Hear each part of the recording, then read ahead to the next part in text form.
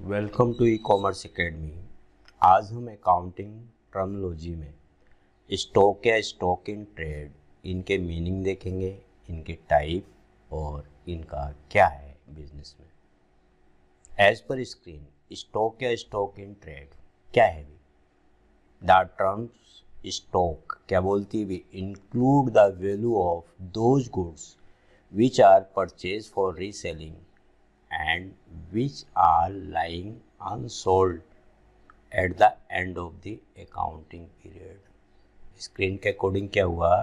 Stock में वो value goods की इंक्लूड की जाती है जो हमने परचेज रीसेल पर्पस के लिए कर रखा है, बट अकाउंटिंग पीरियड के लास्ट डे वो हमारा गुड्स कहाँ पड़ा है? बिना बिका हुआ गोडाउन के अंदर। सिंपल वे में हम क्या बोल सकते हैं? स्पेसिफाइड डे को unsold goods available in godown is called stock. Clear है भी? जो बिना बिका हुआ माल हमारे पास पड़ा हुआ है वो स्टॉक है, हमने परचेजिंग रीसेलिंग के पर्पज से खरीदा था।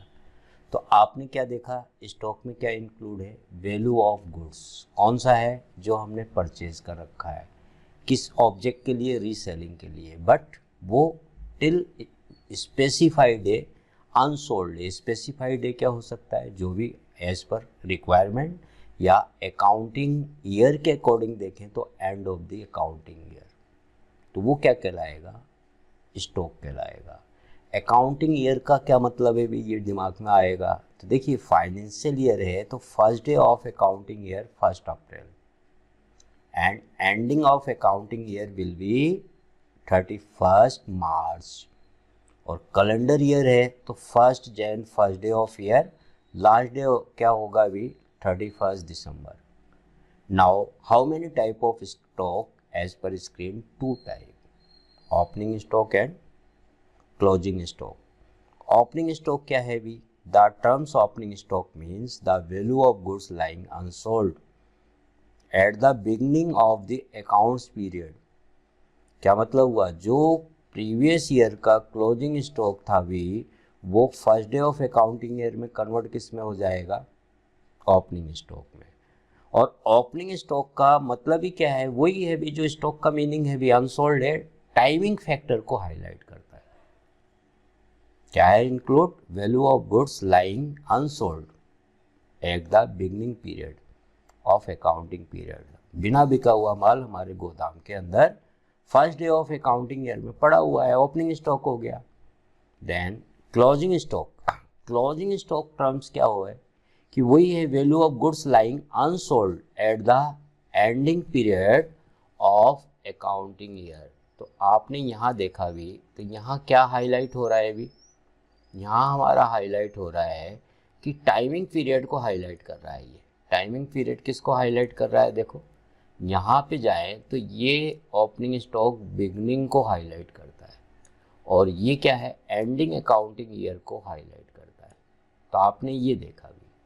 अब मेन एलिमेंट से कि ये स्टॉक का वैल्यूएशन किस वैल्यू पे किया जाए, जिस दिन वैल्यू कर रहे हैं, वैल्यूएशन हो रहा है, उस डेट को जो हमने कॉस्ट वैल्यू है, जो हमने परचेज कॉस्ट दे रखी है, या market value which is less, जो दोनों में से कम हो, उस वैल्यू पर स्टॉक का वैल्यूएशन किया जाता है।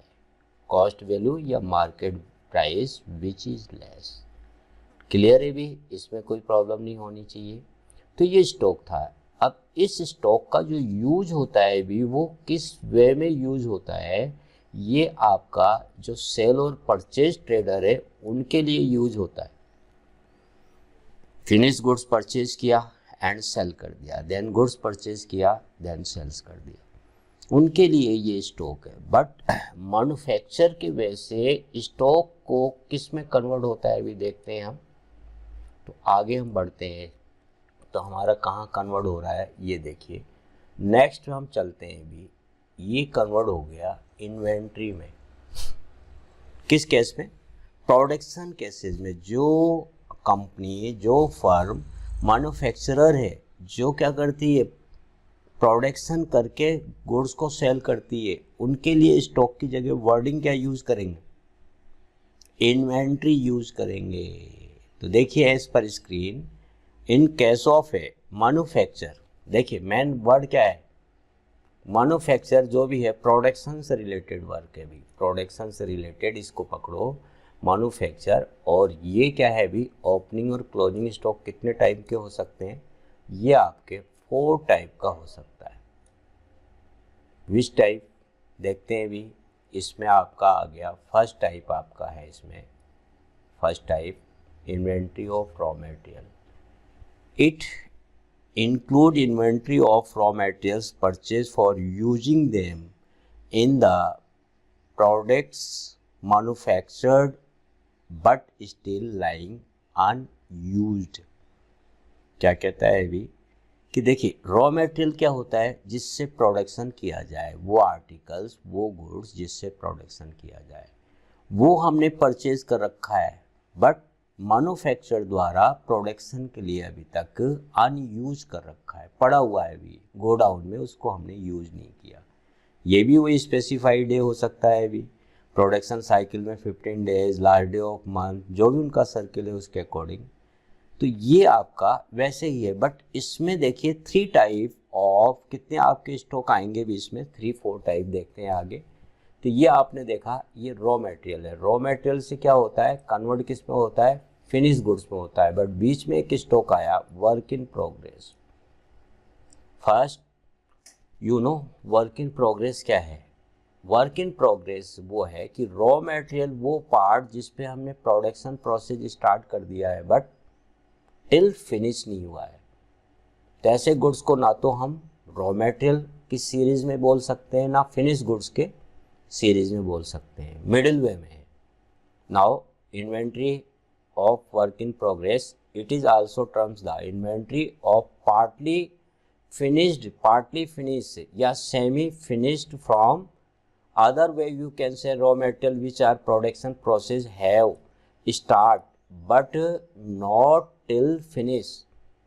सिंपल वे में तो यही हम बोल सकते हैं कि कैसा कहलाएगा वर्क इन प्रोग्रेस, वो स्टॉक जिसमें हमने प्रोसेस तो चालू कर दिया है प्रोडक्शन प्रोसेस बट उसको फिनिश गुड्स में टिल डेट कन्वर्ट नहीं कर पाए। तो आपने इसमें देखा वर्क इन प्रोग्रेस, इसमें भी टाइमिंग फैक्टर के अकॉर्डिंग कितने पार्ट हो जाएंगे, इसके 2 पार्ट, वही ओपनिंग क्लोजिंग चलता रहेगा भी। तो आगे हम बढ़ें तो आगे देखो भी क्या है अगला, इसके बाद फिनिश गुड्स, थर्ड क्या है, फिनिश गुड्स आ गया अभी।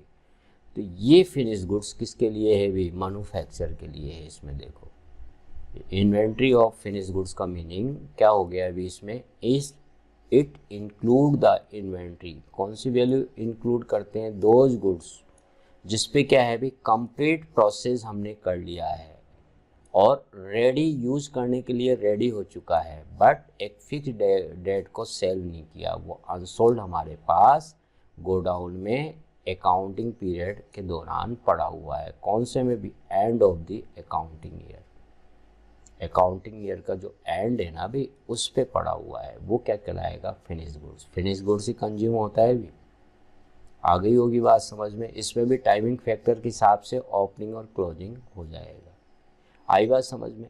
तो ये तीनों स्टॉक किसके लिए है, मैन्युफैक्चर के लिए है, बट वही स्टॉक अदर वे में जाएगा तो वो क्या कहलाएगा, स्टॉक इन ट्रेड। इसमें क्या है, उनके लिए है जो परचेज करते हैं रीसेलिंग के लिए, तो वो वर्ड इन्वेंट्री की जगह क्या यूज़ करते हैं, स्टॉक यूज़ करते हैं। और कंपनी ने डिस्ट्रीब्यूटिंग कर रखा है अलग अलग एरिया में, तो वो भी inventory of stock in trade बोलेगा। तो आपने ये दोनों देखा भी, स्टॉक और इन्वेंट्री क्या है। अब डिफरेंट की बात आए तो आप कैसे कहोगे भी, मेजर डिफरेंस क्या है स्टॉक और इन्वेंट्री में। स्टॉक फिनिश गुड्स के लिए यूज़ होता है जो परचेज करके रीसेल ट्रेडर करता है, और इन्वेंट्री वर्ड किसके लिए यूज होता है, मैन्युफैक्चर के लिए, प्रोडक्टर के लिए, जो रॉ मटेरियल से फिनिश गुड्स में कन्वर्ट करके फिर सेल आउट करते हैं। आई बात समझ में। टाइप की बात करें तो टाइमिंग फैक्टर के हिसाब से तो वही है ओपनिंग एंड क्लोजिंग, बट और सीरीज करें तो भी इसमें टाइमिंग फैक्टर के हिसाब से तो 2 टाइप है, बट प्रोडक्शन के क्षेत्र में 3 टाइप, मैन्युफैक्चर के लिए 3 टाइप के नॉर्मली स्टॉक यूज होता है, stock of raw material, stock of work in progress, stock of finish goods. तो ये आपने स्टॉक और किसके बारे में जाना भी, इन्वेंट्री के बारे में जाना। तो ये हमारा मकसद पूरा हुआ भी, और ये आपको अकाउंटिंग समझने में हेल्प करेगा। Thank you. नेक्स्ट वीडियो में हम फिर मिलेंगे।